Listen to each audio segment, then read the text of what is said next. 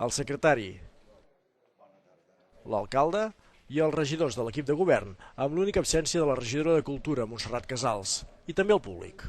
Tot a punt per començar el ple i tot dins la normalitat, si no fos perquè no hi ha oposició.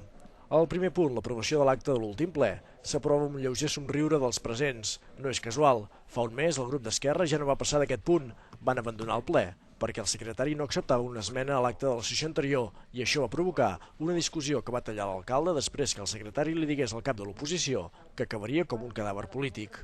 La situació, lluny d'arreglar-se, continua igual.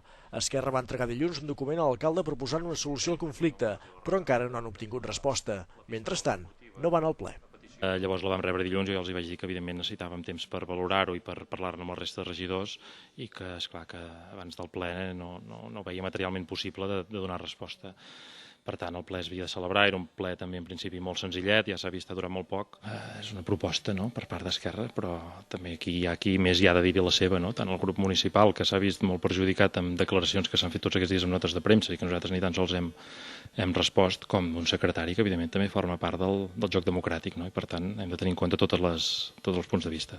Lluís Verdaguer, com ja va dir en plena discussió fa un mes, entén que qui ha de solucionar el problema són les dues parts implicades i ell només se sent culpable de no haver tallat el conflicte abans. El que voldria destacar és que no és un fet de que passés el ple passat, sinó que és una situació que es va repetint en diversos plens i que en tot cas jo penso que l'única culpa en aquest cas de l'alcalde és potser haver estat massa permissiu en anteriors plens. Ahir el ple va transcórrer plàcidament per l'equip de govern i en plena normalitat. S'aprova la cessió d'un terreny, es retira el punt que modifica el conveni per la construcció de la pista poliesportiva a la Roca per acabar-lo d'estudiar i s'aprova la modificació del pressupost per ampliar la biblioteca.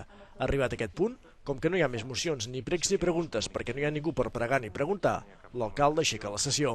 El control d'òrgans municipals, donat que no hi ha els membres de l'oposició, doncs no té massa sentit que el fem, per tant també el passaríem i donaríem el ple per acabat.